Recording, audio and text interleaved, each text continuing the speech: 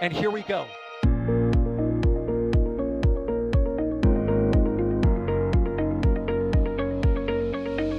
have liftoff. Propulsion continues to be nominal. R68 chamber pressure looks good. Following up. Roger, roger, planet. Water towers fly! Yes! Tango down to nominal. Flight downside FD off. Bring in FD off. Off. It's orange! Oh my god! Oh my god! Decollage. What do you think? Put that in the big bag, Eagle. 343 unfolds to go. Indeed. We rise together, back to the moon and beyond. This is methane to be igniting with the flare, correct? Yikes. You good? Sure. We don't need any more of these.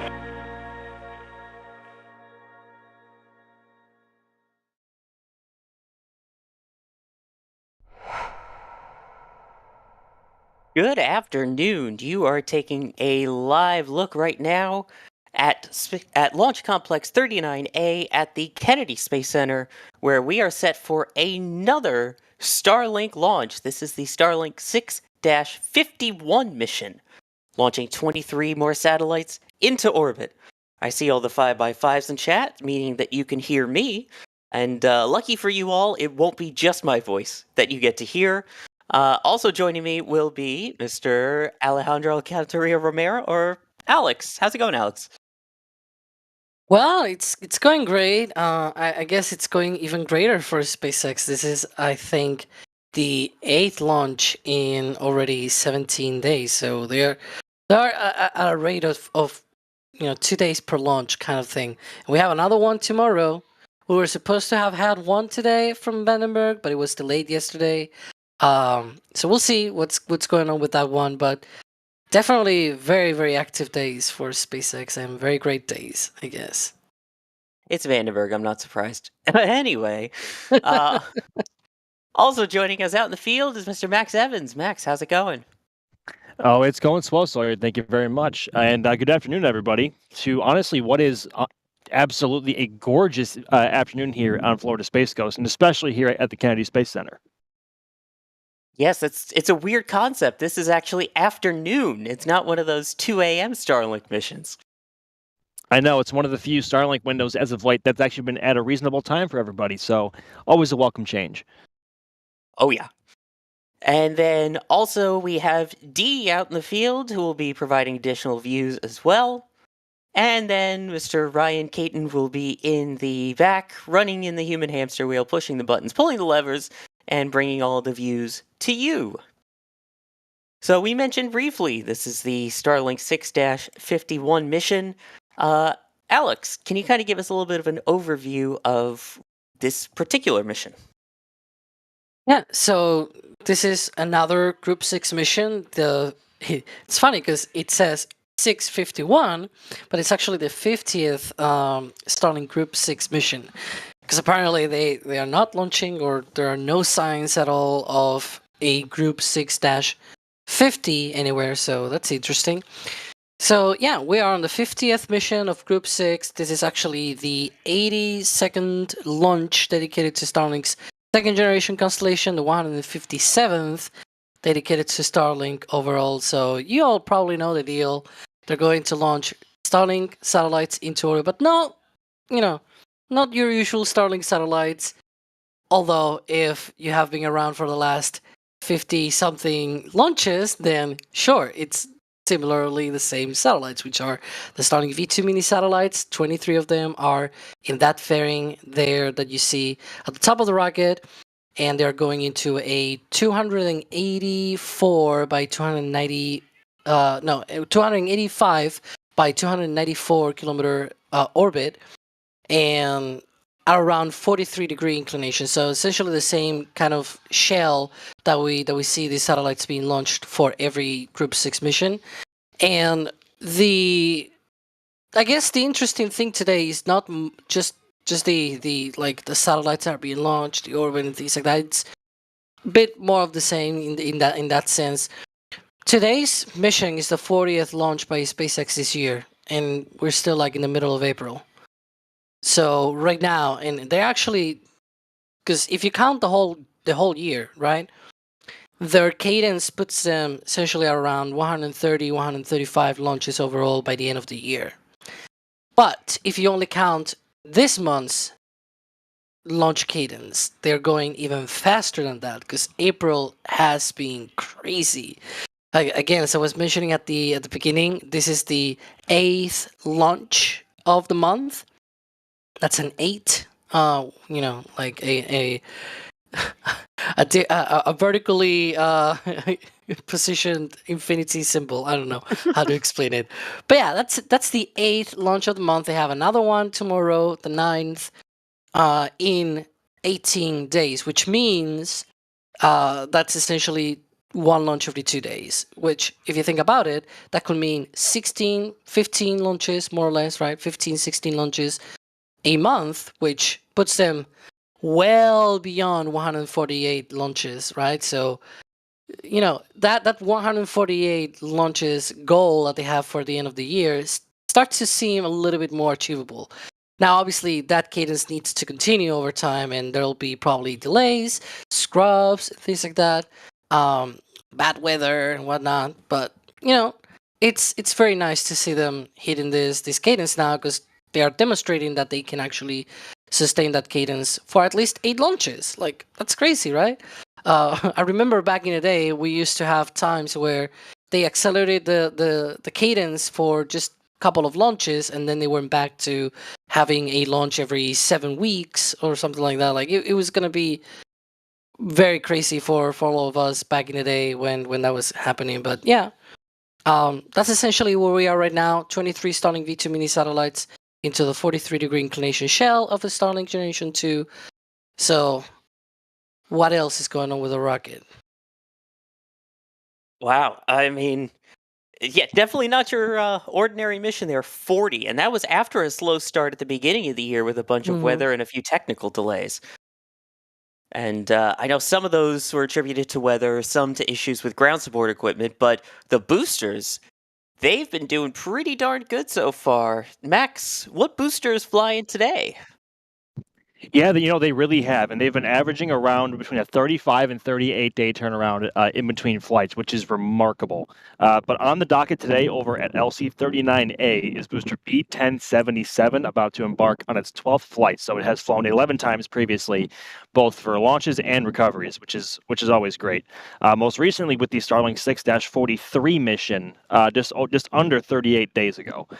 It will be heading about 615 kilometers downrange, where the drone ship, the recovery drone ship, just read the instructions is stationed and ready to receive the booster. And also supporting fairing recovery today is Bob, which isn't too much farther downrange. But as we are looking right now, weather is green. It is a little bit breezy today, but nothing, of course, Falcon 9 can't handle. But it's always great to see a Starlink fly out of pad A occasionally, because 40 gets all the love. So it is going to be gorgeous today for sure. Speaking of, while you're out there, what is the weather like at the moment? Weather is gorgeous. As I just said, it is a little bit breezy. If you can see from one of our cameras, if it's looking at the flag, it is blowing a bit to the northwest a little bit. Just we got some wind coming off the water here today, off the ocean. But of course, nothing Falcon 9 can't handle, and we do have some more high altitude clouds today. But of course, again, nothing that would pose an issue. And if anything, it would make imagery a little bit nicer having some background back there. So, but it is looking absolutely beautiful today. Love it. Yeah, just as you were talking about, if you could see it's a little breezy, the camera started shaking a bit that we were on, so that worked out perfect. Let's see. A reminder, if you have any questions about the mission, about Starlink, anything like that, you can always tag us at NASA Spaceflight in chat. We will do our best to answer as many of them as we can over the next 45 minutes. I do want to acknowledge some support that we've gotten, starting off with Chris P. 1341 gifting 50 red team memberships, 50, 10 more than SpaceX has launched this year, I guess, but unbelievable. Thank you so much for the generosity. If you got one of those, please make sure you give them a thank you. That's incredibly generous, and hopefully people that got it will get to enjoy some of the perks, some of the little emotes in chat, some of the behind the scenes footage and videos that we've uploaded. Some of Dee's work is just recently posted from one of the launches. It's stunning. So thank you, thank you. Dan also gifting a Red Team membership. Coco Cats gifting a Red Team membership. RC Horseman gifting 5 Red Team memberships. And Glenn A gifting, or becoming a Red Team member, excuse me. Along with Uncreative, thank you as well for becoming a Red Team member. And we have a question here from Musical Wolves, a name we love to hear from. Alex, will Starlinks at the Cape be day launches for a while? It kind of depends. They sometimes put it at very unhealthy hours of the day, to be fair. But the upcoming, the next 2 Starlink launches are a more decent time, 6:40 p.m. Actually, both have the same window. So both are a 4-hour window that begins at 6:40 p.m. Eastern. One tomorrow, and then another one next week on the 22nd. I think that's next week. Yep, Monday. And here's a rare event. They're actually going in order numerically. We have 61 or 51, followed by 52, followed by 53. But we didn't have a 50, so I guess that compensates. For those who might not know, why is it that sometimes you'll have Starlink 51 and then all of a sudden it'll be like 60?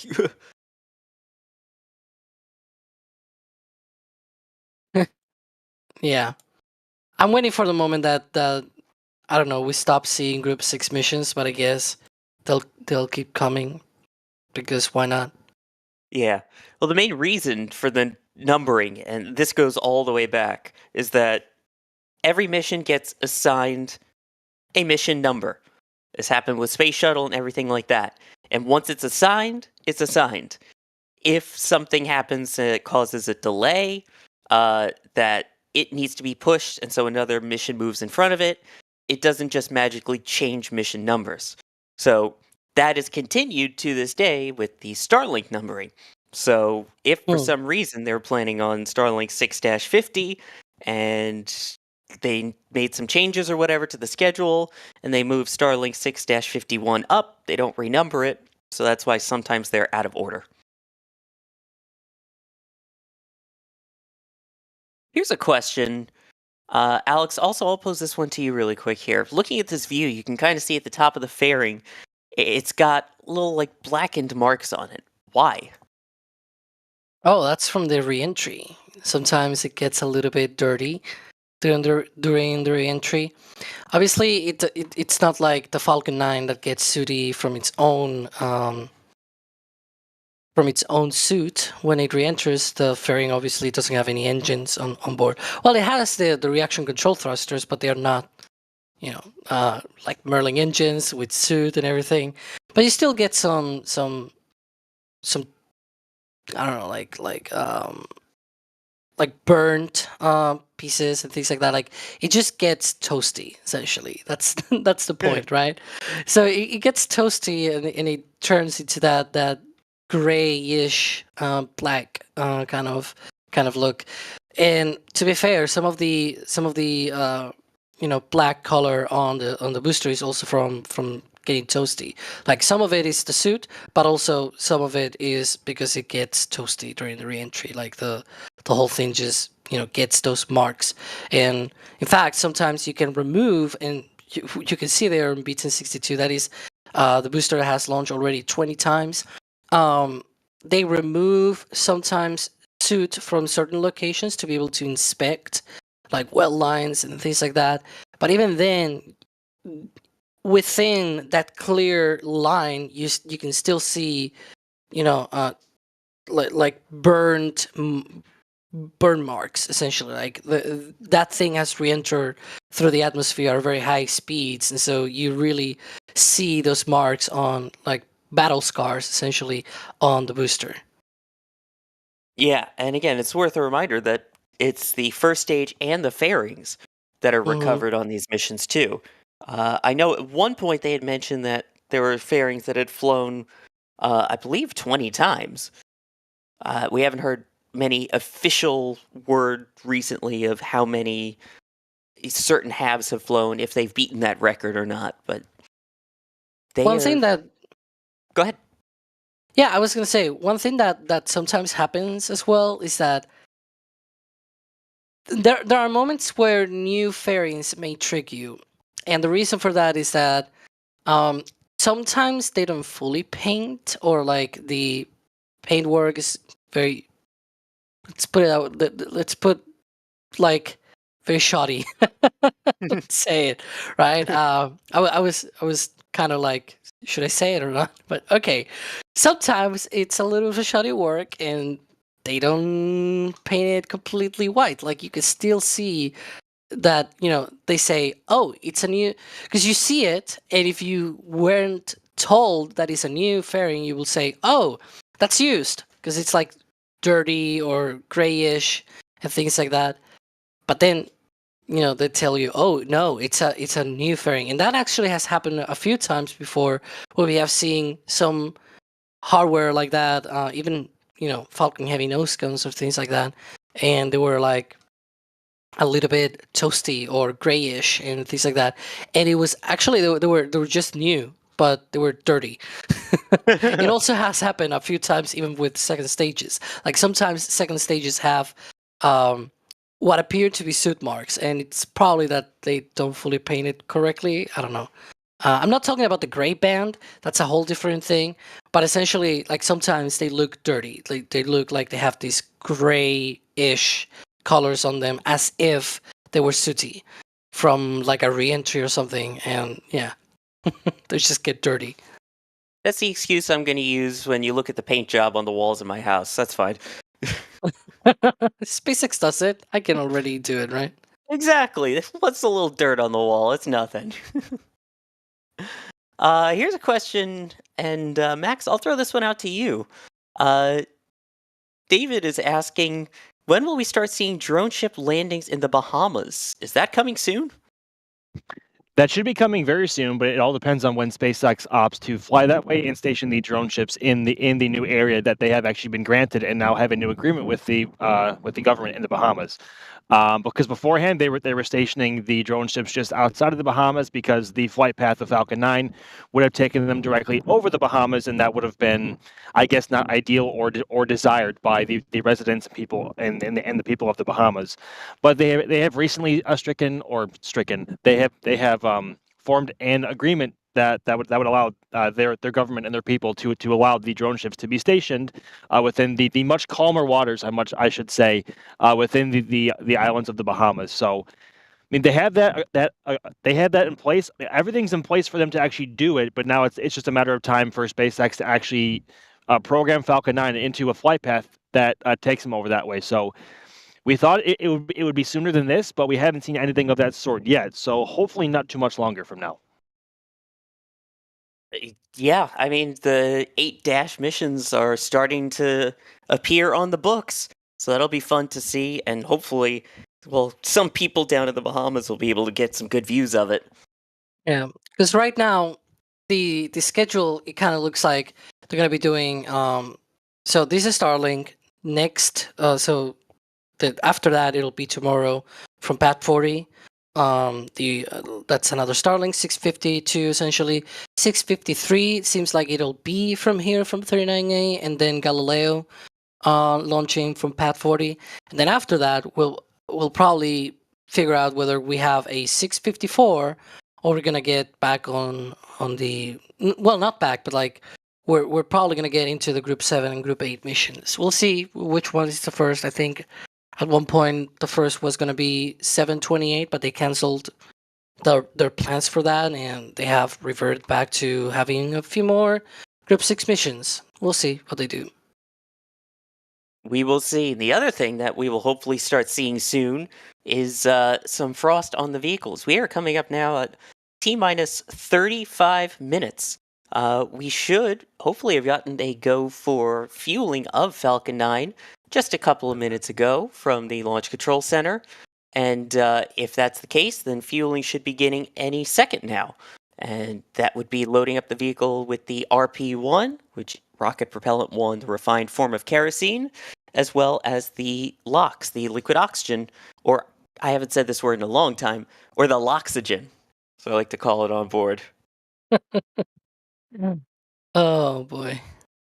So we'll definitely be keeping an eye on the fueling, and hopefully some people along the coast of Florida will be able to keep an eye on the vehicle as it flies, because the trajectory for this one, Alex, is the traditional southeast, right? Yeah, so this mission is going to the southeast landing trajectory that we all know and love by now. One of the things that is interesting to point out, I guess, is that recently they have filed potentially for northeast trajectories for those Group 7 and Group 8 missions, which it's interesting because they have essentially they have two options for each of these missions, essentially, and one of them is the middle of the Bahamas, and then they have the northeast trajectory option, which I guess it's better for all the people in the northeast because they're probably missing all of those Starlinks. Back in the day, these missions were going all of them to the northeast for a long, long time, and pretty much since they started launching these to the southeast, it's been every single time to the southeast. So yeah, if you are in the Bahamas, if you are towards the south of the launch site or anything like it, just look northeast from your location and try to see if you can see the rocket. It's daylight though. Sometimes during the day it's a little bit more complicated than during the night, but hey, if you try, you're not losing anything. Exactly. Speaking as someone who is within that viewing path and it is bright sun out, there's a chance typically that you might see the contrail from it more so than at night, where you see the giant orange ball of flame orange. going through the sky. It's orange. Let's see. This is kind of. Oh, go ahead. I was gonna say, SpaceX has confirmed that propellant load is underway. There we go. That's what we love to hear. And that all systems are currently go with clear blue skies, as we can obviously clearly see from our cameras there. Here's a bit of a speculatory question. Also, it's just fun saying the word speculatory. Canon, and I'll start with you, Max, on this one here, as we get ready to fly this booster for the 12th time, I believe it is. How many flights do you think we will see for B1062, which just set the record for 20 flights? And will there be a limit at all, or what do you think? Well, at the moment, SpaceX wants to certify all Block 5 Falcon 9 first stages up to 40 flights, which is insane. And of course, 1062 just was recently the first booster to cross the 20 flight threshold. I don't know exactly because the only two boosters here in Florida that are at the 19 and 20 flight barrier are 1060 and 1062. 1061 is also at 19, but that one is stationed over in Vandenberg on the West Coast. I know they have a mission coming up soon that would require the full-on dispensing of a Falcon 9 first stage, so that could either be 1060 or 1062. We don't know exactly yet. So it could be either of those. I mean, they could just dispose 1060 at 20, or they could do 1062 at 21. We're not sure yet. But assuming whichever one doesn't get thrown away for that flight, I guess we will have to wait and see. At this point, as they've been after 10 and then 15 flights, we are in completely unknown territory right now with what Falcon 9 can handle in terms of just fatigue in the tanks from all just the absolute abuse it takes going through the atmosphere on ascent and of course on reentry. Oh boy, I would like to say that it gets to 40 easily, or whichever booster gets there first gets to 40 easily. But truthfully, we don't know. I mean, there could be some problem that comes about where they have major issues before 30 or not. I would like to say up to 40 though, for sure.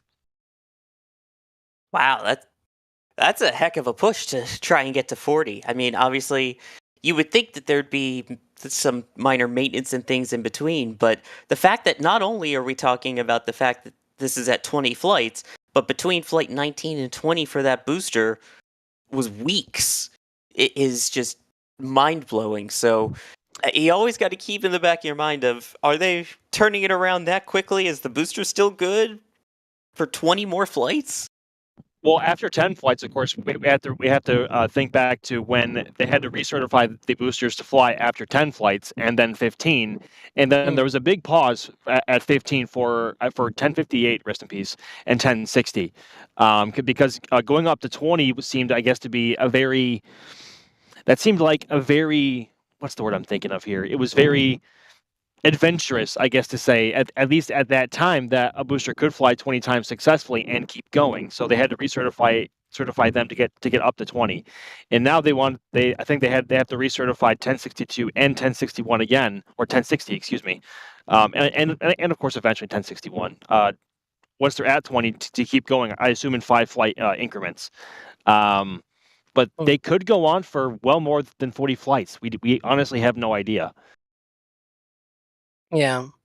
One of the things that I think about though is that maybe these sort of earlier boosters, so to speak, will probably not go to 40, but they're obviously going to get past 20. Like B1062 was recovered, it was not expended. As you mentioned, there's an upcoming expendable mission. We know that because we see these, usual filings and everything, and there's one in particular that is supposed to be expendable. I have my theory that it's probably Galileo next week. Hopefully it happens next week. We'll see. So yeah, that's sort of my guess, because I don't see any obvious, other kind of mission, unless, there's always still the possibility that there's some kind of hidden mission that we don't know about, and that SpaceX is just gonna come up and be like, hey, we're launching for this customer, and by the way, the booster is expendable. But yeah.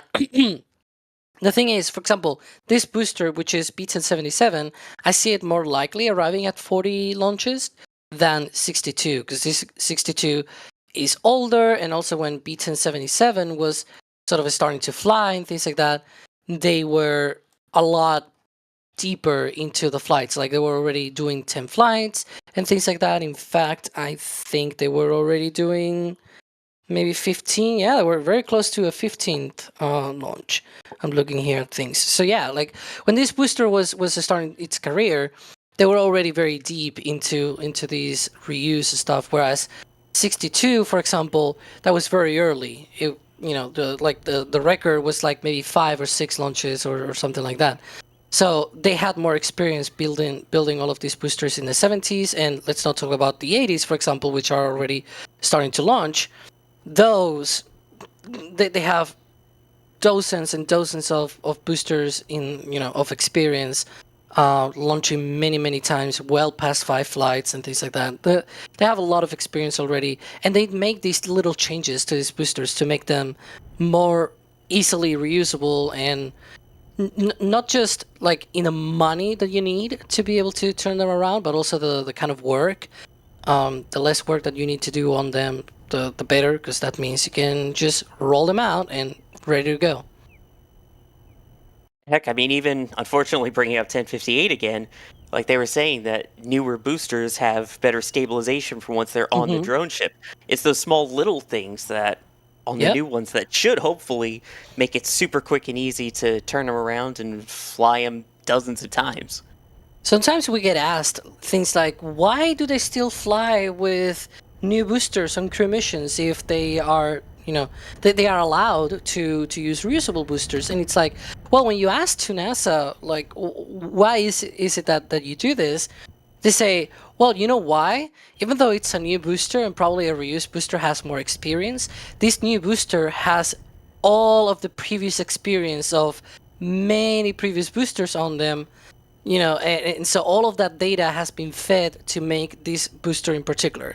So even new boosters are even more reliable now than they probably were like 2 or 3 years ago, just because they have all of this experience to make them even safer. That's, you learn from the past and apply it to the future, and Gosh, I can't wait to. A dash 40 would be nuts. A dash 30 would be nuts. Yeah. Dash 26. Like Endeavor. Oh, it's best shuttle. Here's actually an interesting question with this being the Starlink launch. Brian's asking, what's the average life of a Starlink satellite? Do we know about how long they stay up there? It kind of depends. In a nominal situation, they should be able to last for 5 years. That's sort of their stated goal for the lifetime. But some of them are deorbited very early into their careers. So it just depends. But the vast majority of the early Starlink satellites are still up there. Like from 2020, 2021, and things like that, they are still up there. There we go. And along those lines, 9/8 Central asking, are there any direct-to-cell Starlink satellites on this mission? Because you're talking about the older ones are still up there. Some of them missing some of the capabilities that even the V2 minis have. Nope. You should look out for Group 8 missions, which, again, they're going to be beginning here from the Cape real soon. Those are going to be the ones carrying direct-to-cell. It seems like they're sort of mixing them with regular Starlink V2 mini satellites. They are different. People think that like direct-to-cell is just the normal satellite, and they just put the LTE antenna, things like that. As far as I'm aware, they're just like same bus but different satellites. So they are not Starlink V2 mini satellites. They're just Starlink direct-to-cell. That's like the key difference. And there you can see a satellite. I don't know if that's a DTC, direct-to-cell, or a regular Starlink satellite, but there you can see a view from orbit of one of the Starlink satellites. It's definitely a V2 version, like the kind of shape and the solar panels and everything are the same. That is probably the same on direct-to-cell, just that it doesn't have the same kind of antennas and things like that. I just got distracted by what looks like the solar eclipse beneath it, but yeah, that is also the satellite there too. Let's see here. Max, question that goes to you. Do we know when the next Falcon Heavy launch is, or when they might try and recover the center stage? Nice segue. Thanks. So the next Falcon Heavy mission is scheduled for the second half of June of this year. It is for the GOES-U mission for NOAA. So that will be taken off, of course, from LC-39A. And if I'm not mistaken, either this Starlink mission or the next, or the one on Monday, I should say, will be the last from this pad until Falcon Heavy and GOES-U are ready to fly. I don't remember the exact date in my head when in June that is right now. I think that's like the 17th or something around that time. Is that correct, Alex? 25th, if I remember correctly. 25th. Okay, so around the last week of June. But yeah, we have, I think, one or two more Starlink missions from this pad until then. And then hopefully, I mean, that one should be spectacular as well, because we haven't had a Falcon Heavy launching in like decent light to be seen, I think, since honestly Arabsat way back in 2019. Of course, USSF 44, the one that was completely fogged out. We never saw that one. I was gonna say, yeah. Yeah, never saw that one, and then everything else following, with the exception of Psyche, was either flown at sunset or just or at night. Psyche, of course, flew in the day, but it was a very cloudy day and very gray, and not the most photogenic, one could say. So this one launching in the afternoon in June with hopefully some good weather, that would prove to be one of the most spectacular missions to actually see with your own eyes in quite some time. So I'm definitely excited for that one. Oh yeah, that one's going to be absolutely gorgeous. Finally, a daylight one, and it's a really significant payload. I mean, GOES R and S and T, all of them, they have brought us amazing information in regards to keeping track of hurricanes. We've even seen some launches appear on the radar from those particular ones, so that's really cool. I mean, it has great resolution. The one thing it might not be able to catch, though, is the T-minus 20-minute vent, aka the best vent, which should be starting up here momentarily. A little bit hard to see. Yeah, let's see if we can get a close-up look of the T-minus 20-minute vent. Which, while we have you, Max, can you... There it There we is. go. Can you explain the 20-minute vent? The best vent? Yeah, there we go. Finally have a visual of it. So essentially what SpaceX is doing right now is they are purging all of the prop lines in the transporter erector to be receiving and having a liquid oxygen pumped through them in order to fuel the Falcon 9 second stage. They do this to essentially thermally condition the lines and make sure that they don't have any sudden gassing once the prop flows through it. Because the last thing you want is to flow a super cold and super chilled cryogenic fluid through a pipe that is either at room temperature or at outside temperature or anywhere that's not necessarily near what the actual fluid is, because that would cause all sorts of problems with thermal expansion or contraction in this case. So essentially, that is what they're doing. And once that stops, that is a great indicator that they have begun stage 2 liquid oxygen loading. So, and also the vent itself is a great indicator of what the winds and what the weather are doing. And in this case, the vent is being blown straight north, right toward Playa Linda Beach. So that is a good indicator of exactly how exactly that the sound will also carry from here. There might be a little bit of a sound delay because of where the wind is going, and at this distance, with how far away we are, that the wind would have somewhat of an effect on when that sound hits us.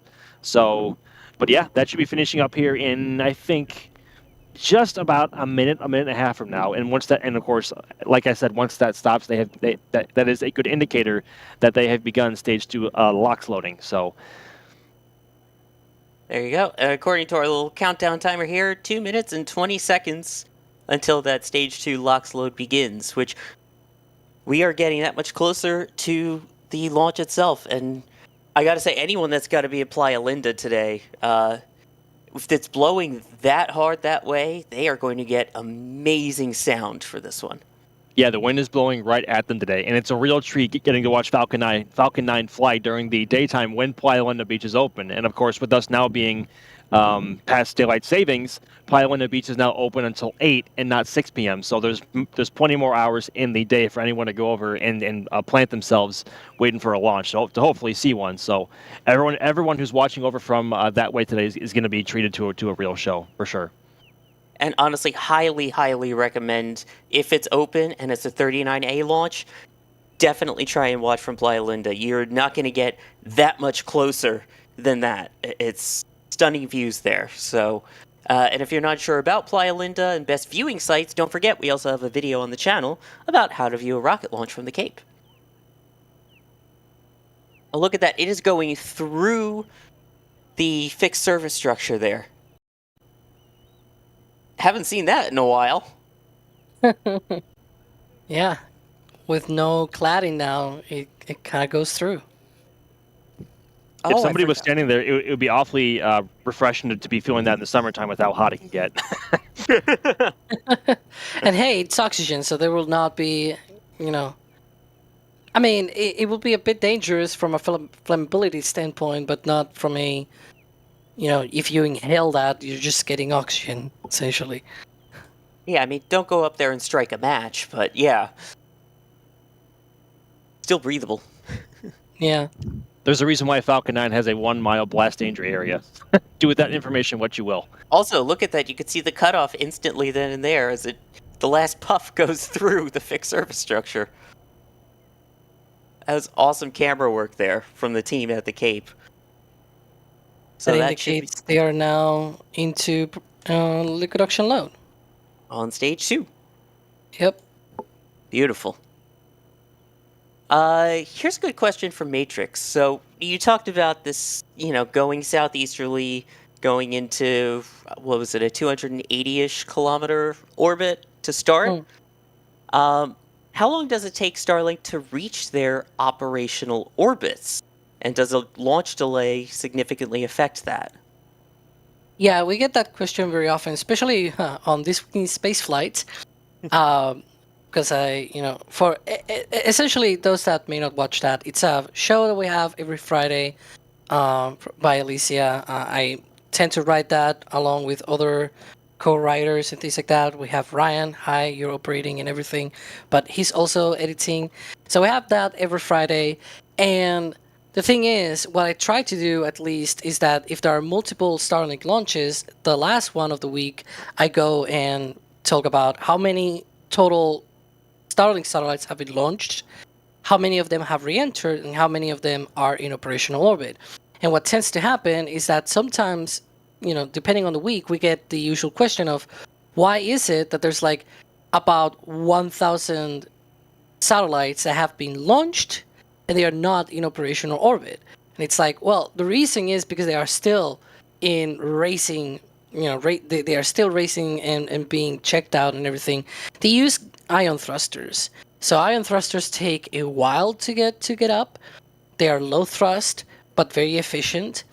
But again, low thrust, right? So you take a while to be able to raise your orbit. But also at the same time, they spend several weeks, if not months, just doing checkouts and things like that, and trying to what it's called phase into their final orbital plane. So they have not only the checkouts, like when you combine all three aspects, the checkouts, the phasing, and also the low thrust from the ion engines, Hall effect thrusters, I should say, then you end up having long times to get to the operational orbit. So that's why there are like 800 or 700 satellites are still racing their orbits and getting up to their operational orbit. They are not yet there, and they haven't been launched. They are in orbit. They have not re-entered. They are not unmaneuverable or anything like it. They are just there, getting their stuff done before going up to their operational orbit.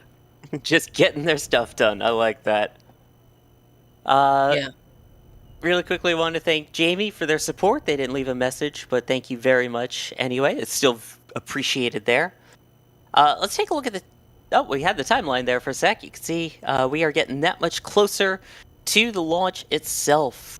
Just about 13 minutes away from the scheduled T0 now. Always exciting. You talked about all the satellites that are going up there. I mean, there's thousands, but they got to come down somehow. So, Max, Cassie is asking, how does the satellite get deorbited? Talking about muted. Ha!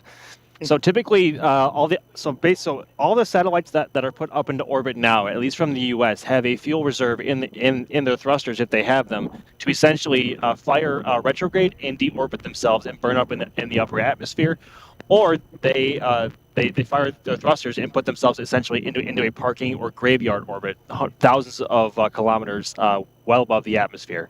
So, without getting too technical, that's essentially how it works, unless you want to go back about 20 or so years back when the space shuttle was able to pull satellites of certain sizes out of orbit. But for now, that's how most satellites are deorbited at the moment. And for Starlink, the ion thrusters take a big part on the way that they are deorbited, because again, they are very low thrust. You're gonna do, like, for example, for Dragon, where just fire the engines and you deorbit on one go. For Starlink, the same way that it takes a while to go up, same thing to go down. And so at one point, in fact, because it takes so long to go down, they just lower it. Because if you go down enough, the atmospheric drag essentially just turns the satellite around and you don't have any capacity to control attitude. So what they do with the Starlinks in particular is that they lower their orbits, but there's a point where they cannot even continue lowering it. So they just let it burn up randomly in some patch of the world. And that's why Starlink satellites are, designed to be 100% demisable, I guess it's a word. They completely burn up instead of leaving any big chunks or anything like it. You probably have seen in the news lately that there's been this big pallet of batteries from the ISS, and one piece hit someone else, like not a person itself, but like the house of that person. So it caused damages. Now NASA is like, oh yeah, whatever. And so yeah. Like that happens, but in the case of a Starlink, they are made precisely so that no components survive the re-entry and that there are no debris that reach the ground. Precisely because of that, because low thruster, so that means they are not in much of control to the orbit. Yeah, so Max, down there in Florida, you should probably keep an umbrella handy in case more pieces fly off. So, what I should also let you do is keep an eye out both on the sky for debris and, more importantly, on the rocket itself and get your camera set up. So, we will send you off and talk to you after launch. Joke's on you. I already have a hard head on. But, thank you very much, everybody, and I will see you, everybody else, on the other side. Awesome. Well, my hat's made of aluminum foil, so mine's better. We are now under T-minus 10 minutes here until the scheduled launch. Fueling appears to be going as planned up to this point. The rocket continuing to get frosty. Alex, for those who are just kind of joining, do you mind just giving a quick update on the mission and where we are at this point? Yeah, so far, from everything that we're seeing right now, everything is continuing as expected. Propellant load is progressing on both the stages, except for the RP1 on the second stage, because that's already complete. The second stage RP1 tank is already loaded, but RP1 load is still continuing on the first stage for at least another couple of minutes. And then liquid oxygen load will wrap up on the first stage and second stages at T-minus 3 minutes and T-minus 2 minutes respectively. In the meantime, in about 1.5 minutes from now, we're going to get the Merlin engine chill will start. Essentially, the 9 Merlin engines on the first stage will get conditioned for flight. Essentially, you have a lot of cold liquid oxygen that needs to go through the turbo pumps, so they need to condition those turbo pumps to those temperatures in order to, not have, embrittlement on the metal, fatigue, and things like that. And also from the other side, if you have very cold stuff going through through a part of your rocket that is essentially at room temperature or ambient temperature, right? It'll just flash boil off, and so that liquid oxygen, if it flashes, into a bunch of gas, it can destroy your hardware. And so you essentially what they do is they open the pre-valves just a little bit on those engines. They let a very small amount of liquid oxygen flow through the turbo pump, and that way they can condition the engine for that. Apart from that, we're also going to see the Stromback retracting in about 4 minutes from now. That's going to be when the white structure next to the rocket will retract about 1.8 degrees away from the rocket, and it'll pull off all the way out at liftoff. It's not like the Vandenberg the Stromback there is different, but here at essentially, I guess the non-scrub coast. Because, well, let's knock on wood. This is still 7 minutes for this, but so far so good and everything. So yeah, here in Florida, the Stromback is different. It retracts only 1.8 degrees, and then at liftoff, it just throws back all the way out 45 degrees. So yeah, that's essentially where we are. We are going super well right now. 6 minutes and 50 seconds to go, and hopefully we'll get a launch today. That is what we are hoping for here. And speaking of the Starlinks on board, Rick was asking, do all newly launched Starlinks have the laser satellite-to-satellite communication capability? Yep, all V2 mini satellites and also the DTC, the direct-to-cell satellites, also have the lasers. And actually those need the lasers because that's what they use to be able to hook up, so to speak, to the Starlink constellation. So yeah, that's essentially a feature that is on all of these satellites now. It's been a feature ever since September 2021, essentially. Awesome, and there's I that think timeline. Sorry, I was just going to point out that's the timeline that you were just going over there as well on the side of the screen, about 1.5 minutes away from that Stromback retract. Yeah, and I was thinking a recent comment from one of these Starlink senior officers. I think they were saying something like over 10,000 of these lasers have been launched already. So if you do the math, it's about 2 or 3 lasers per satellite, which is really, really cool. Oh, yeah. We were also talking about the debris there for a second. This first stage flying on its 12th flight, payload fairing halves potentially have flown before, and those can be reused. Marcus is asking, does Falcon 9's second stage also burn up completely? Wondering if the MVAC engine bell would survive. Well, the bell actually is probably demisable in the sense that it's very thin niobium. It's niobium, which is, it tolerates heat, and that's why they use it on the extension. But you also have, the drag forces, all of the atmospheric reentry forces, and everything, not just the heat. So in terms of that, it will probably break up into very small chunks because it's very thin and very fragile. And it's very easy to cut. And a lot of old SpaceX fans will probably remember the second launch of Falcon 9 actually had that little sort of fracture on the MVAC extension. And so they tried to cut that off and trimmed the nozzle extension very easily with I think it was like tin snips or something like that. But yeah, it was rather easy because it's a very thin piece. The actual pieces of the second stage that probably survived through the reentry that we have seen in the past are the COPVs inside of the tanks. Those are composites, and they are essentially like wrapped into layers and layers of composite material. And they're also inside of another tank, and so you have different things that protect those. It's easier for them to reach the ground. This is why for Starlink satellites, which they have the capability and the performance to do this, they deorbit these stages in a controlled manner. So these second stages, this one in particular, will re-enter over a big portion that covers the southeast Atlantic Ocean and the southwest Indian Ocean.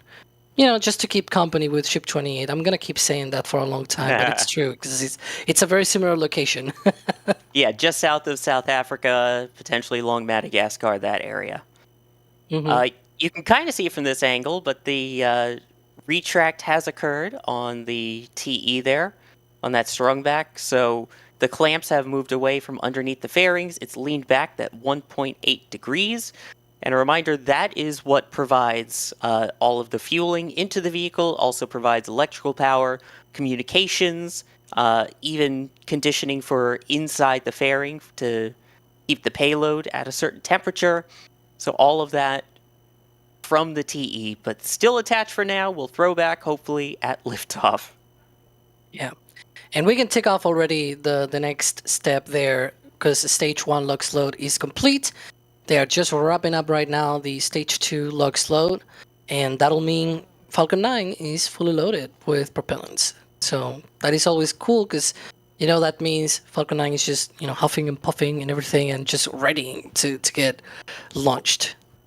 And the perfect indicator for that should be seeing another vent similar to the T-minus 20-minute vent. This one, instead of purging the lines to prepare for the next type of fuel being loaded, this one in particular will be purging the lines completely to remove any excess gases that may be in there. You don't want the flamey end of the rocket right near the liquid or gaseous oxygen, which are quite flammable. So now there is that vent. You can see it coming right now from the TE.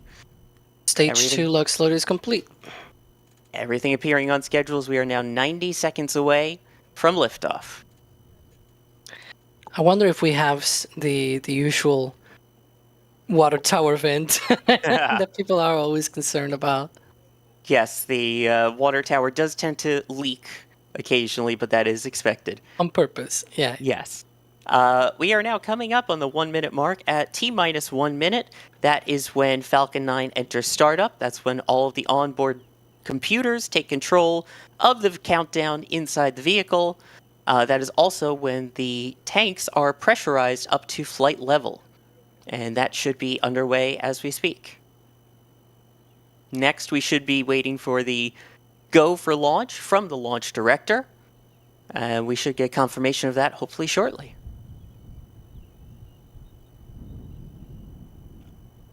We are now coming up on T-minus 30 go seconds. for launch.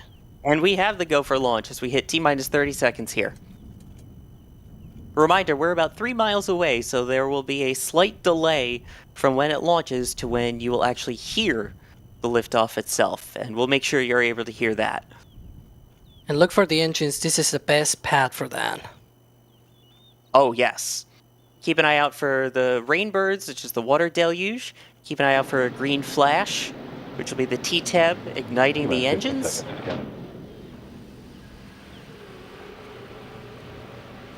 And there's ignition. And liftoff of Starlink 6-51. Go Internet Satellites V2. Go. Mission liftoff.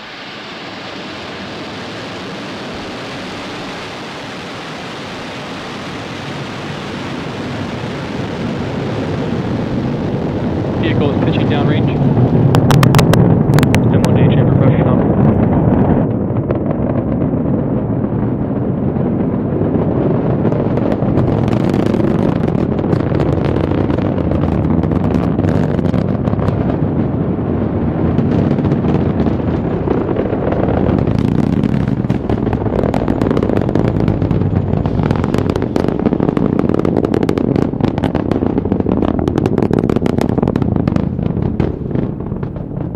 Power range telemetry nominal.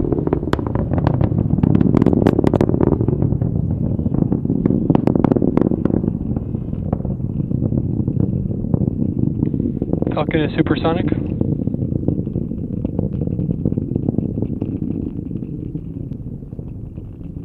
Gorgeous crackle on that one. You can see with that trail there, meaning vehicles passing through max Q. That's maximum aerodynamic pressure on the vehicle.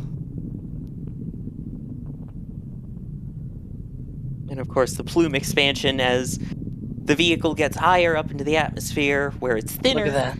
You get that beautiful plume expansion. Oh, that's gorgeous. See, one of the things that I'm not, I said before, people in the Northeast are probably missing the Northeast launches. I'm not missing them because we have these sideways views of the rocket, which only happen on Southeast trajectories. Very true. Also getting some feeds here from our friend WD40, who is downrange in Cocoa, getting this view for us. So a shout out to them as well. Look at that. Again, the side-on view. You can see We the are- slight dogleg that the rocket needs to do. It's so cool.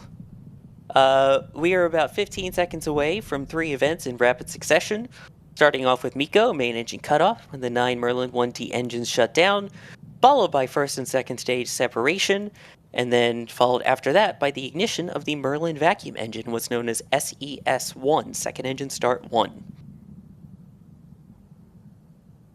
Amazing work there from WD-40. Main engine cutoff. Stage separation. And now we're just keeping an eye for that separation and the second stage evac ignition. There we go. You can see it from SpaceX's cameras there. Everything looking good. And now that first stage is going to work its way so that it goes back to just read the instructions located downrange. Which we promise the location is within the range of Falcon 9, despite what it says on screen there. And that's B-1077 on its 12th flight. This is the 309th Falcon recovery attempt once it does go to land there.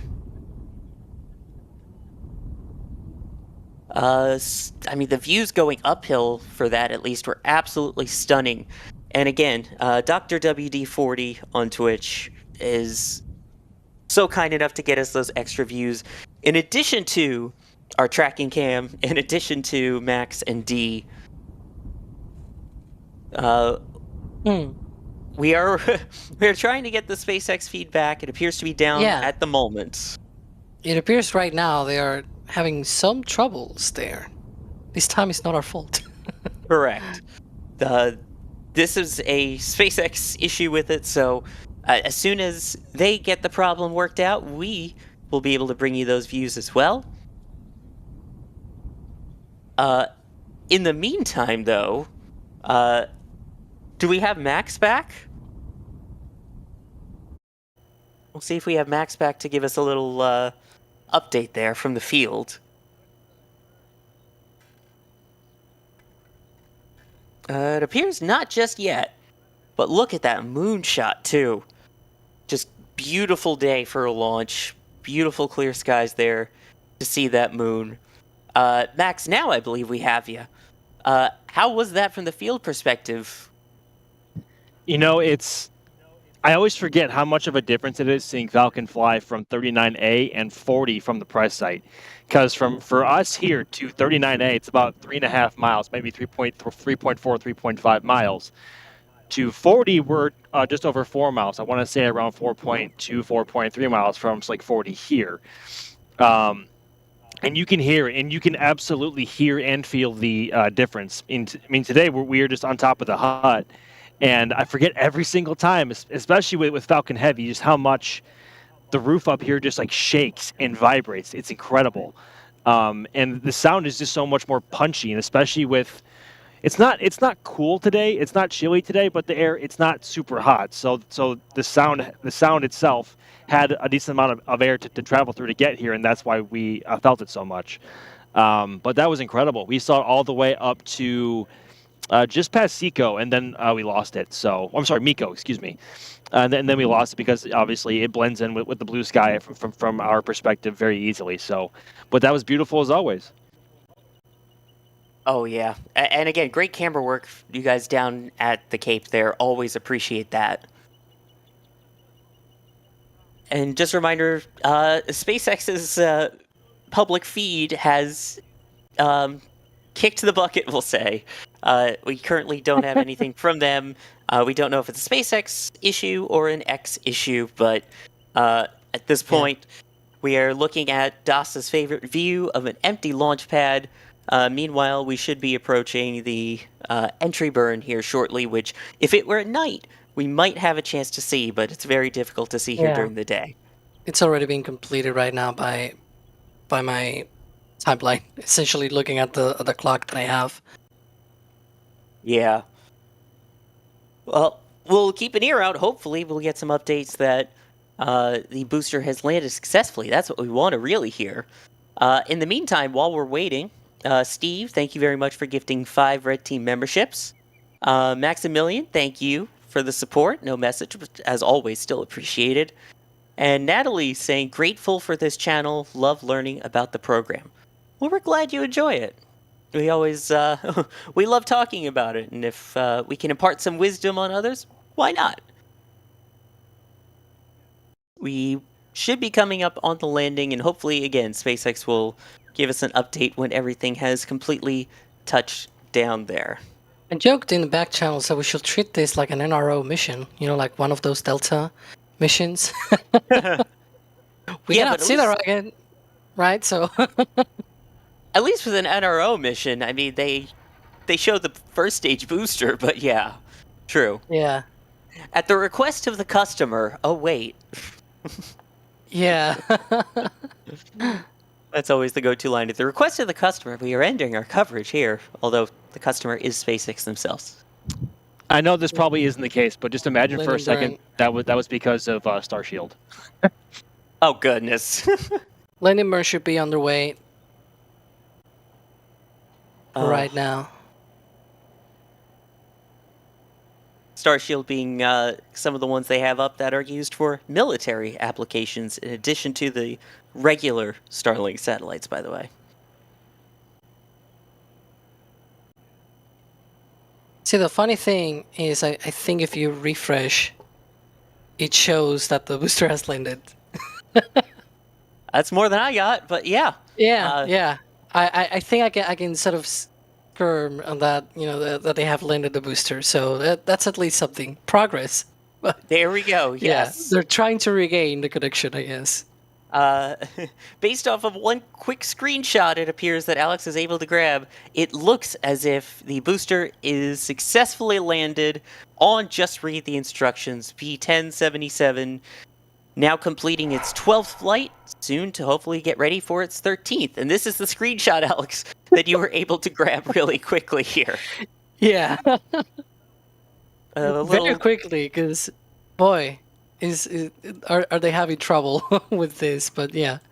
Yeah, a little glitch that if you quickly refresh the page, it pops up on the screen for half a second and then cuts to the not available in your region. But I'd say that's pretty darn good proof. And also looking at those stage 2 numbers in the bottom right, Alex, that looks like pretty good nominal orbital insertion.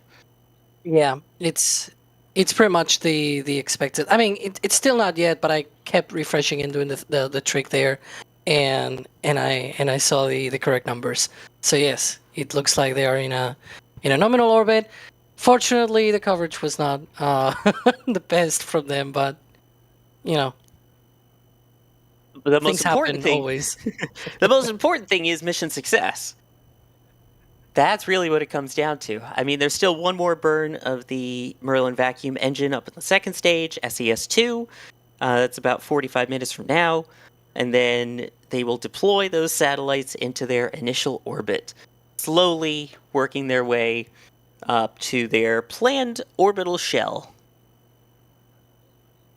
Bideford, thank you for gifting 10 Red Team memberships and just so much generous support here. Names we see all the time as well, including Apocalypse Cow, also gifting 5 Red Team memberships. Thank you so much for all of that generous support. Kevin in the back channel screaming, "I have no cameras!" A reference to one of the behind-the-scenes launches of Starship, which, for members, there is a behind-the-scenes of the Starship launch that will be posted very soon. So if you want to see what is like behind the scenes during Starship Flight 3, and you're a member, keep an eye out for it. Yeah, and it's actually today the 1-year anniversary of the first attempt. It's cropped, but we got a launch on the 20th at the end. So 3 days from now, we're gonna be celebrating 1-year anniversary of the first launch of a Starship. Yeah. That was already 1 year ago, almost. That's absolutely absurd.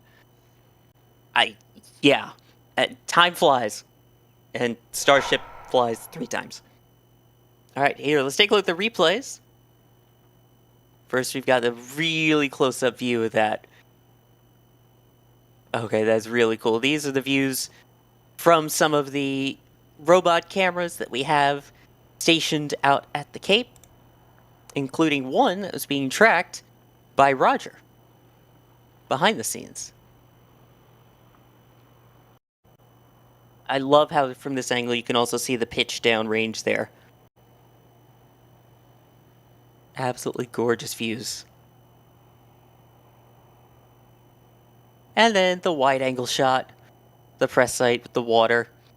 See if we upset any of the KSC security. Max, did KSC security get mad at us for this launch?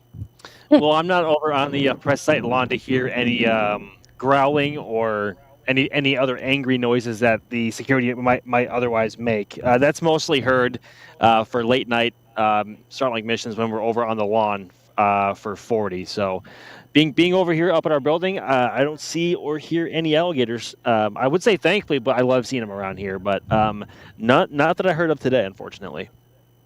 Yeah, it's one of those things where you want to see the gators, but you also don't want to see the gators because, alligators. But yeah. I mean, many people might not agree, but I think they're just one of the most adorable creatures possible. So I love seeing them every time. Why are they called like that if they're not allies? You mean allies? No, I meant that there are no They have grooves in their was back that look like alleyways. Okay, I was trying to make a joke with the fact that there's no alleys in Florida, anyways, or at least in the swamps of Florida. Well, so I shouldn't tell you then that there's a road that drives through an area literally called Alligator Alley. Oh boy. That entire punchline landed about as well as 1069 in his first flight. Try to say that a few times. Alligator Alley, Alligator Alley. It's the alley. Also, ouch, Max.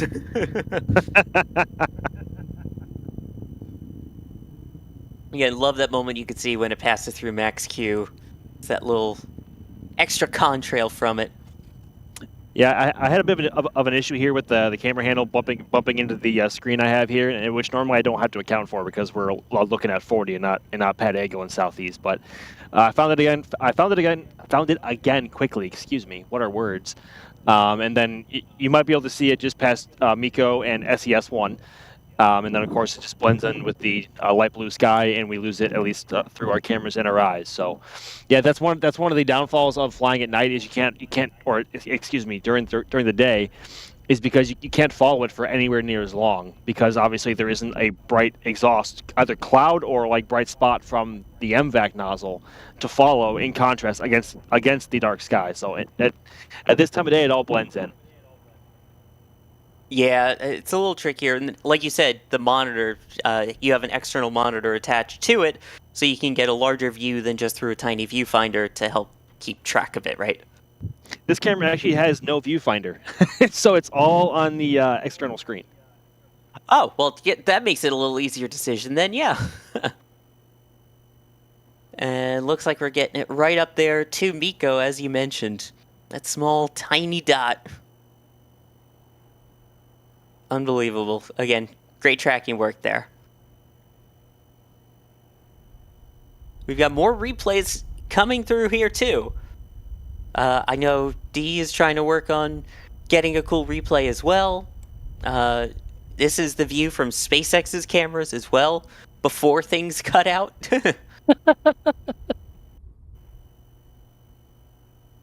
In the lovely quality courtesy of the Everything app.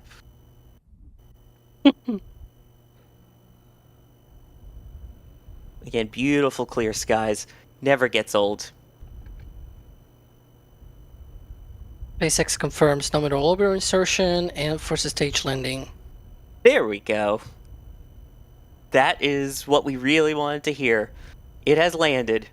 I'll just read the instructions. Making it nice and tidy on the ticker there. Beautiful. So, gorgeous launches. I know there's still more coming in too. I believe we got some gorgeous footage from D that just came in that hopefully we'll be able to get up to you shortly. So hang around. There's still some more amazing views. And again, a shout out to WD-40 earlier, who just absolutely nailed it with that side-on view. And there is that confirmation from SpaceX. Nominal orbital insertion. Sorry, I almost pulled a John Innsbruck there with nominal. And first stage landing on Just Read the Instructions drone ship confirmed. Falcon 9 second stage has one additional burn, as we were talking about earlier, coming up in about 38 minutes, followed about 11 minutes later by satellite deploy. There we go. You know, today you missed the opportunity to say fighting fire with fire, but you know, there are some times that fire fights with water. And this is slow-mo shot that Ryan is decently now preparing for us to show on the stream is really cool, and you can see the fight of fire with water as the Falcon 9 lifts off. So hopefully we get that really, really soon. It's really cool, I promise. If we don't get it, I'll be steaming mad. And you can also see once we get to that, we get sometimes a lot of questions about why does the deluge come very late, and it's because they see the rainbirds, right? The ones that you mentioned prior to liftoff, and those come up not when the engines ignite, but when the rocket is lifting off. So those are there to protect the pad, and here you can see that replay. It's a slow-mo though, so it's gonna take a while until it gets to that point, but you can see there engines ignite, the strombat retracts, it pulls away, and now the rainbirds start to come up as the rocket starts clearing the pad. But that's the whole point of the rainbirds. They are to protect the deck of the launch pad rather than, you know, being sound suppression or whatever. They have another set of water pipes and everything underneath, but you can see that cool slow-mo shot that I was mentioning. You can see even the ripples, like left to the fixed surface structure, some of those ripples of the exhaust. Absolutely beautiful. And yeah, there is a flame trench there, so that's where the flame diverts originally. Then once it gets to the top of the deck, that's when you get the rainbirds. Yep. And it's not that they come up late or anything like it. It's just that That's the sequencing. There we go. And we've got some more slow-mo views as well. I mean, just, oh, that's gorgeous. Like you mentioned, the rippling within the sort of trail left. Absolutely beautiful.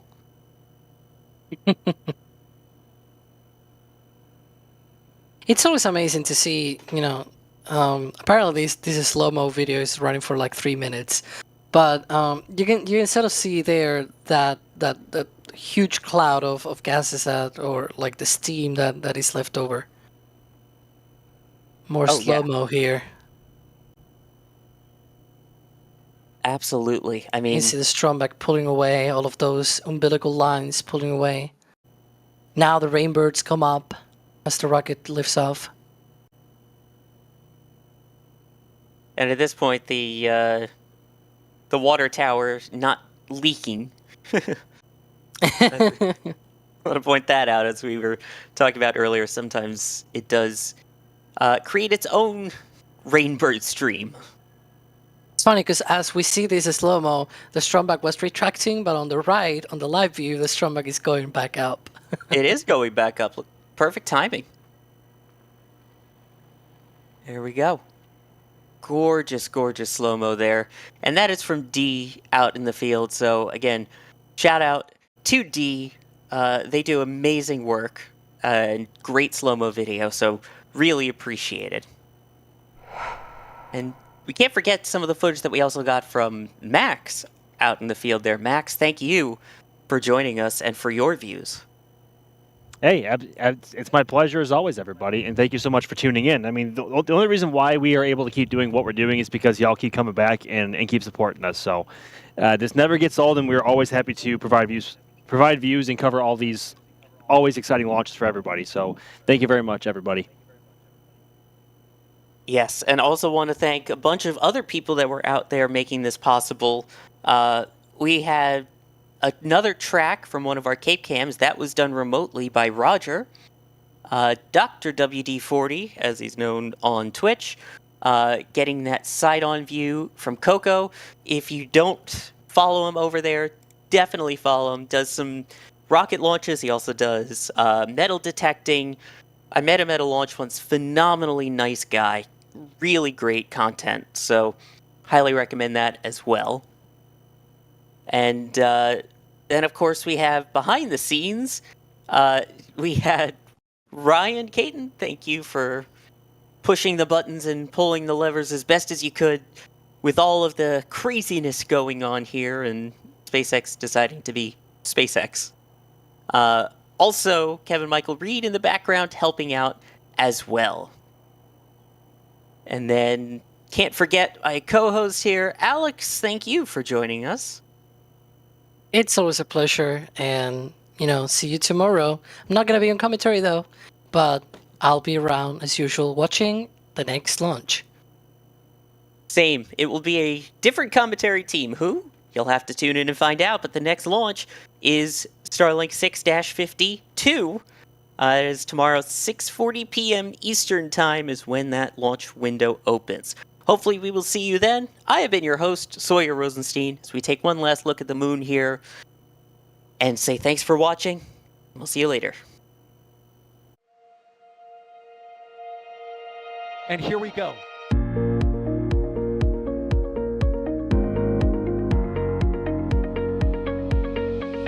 We have liftoff.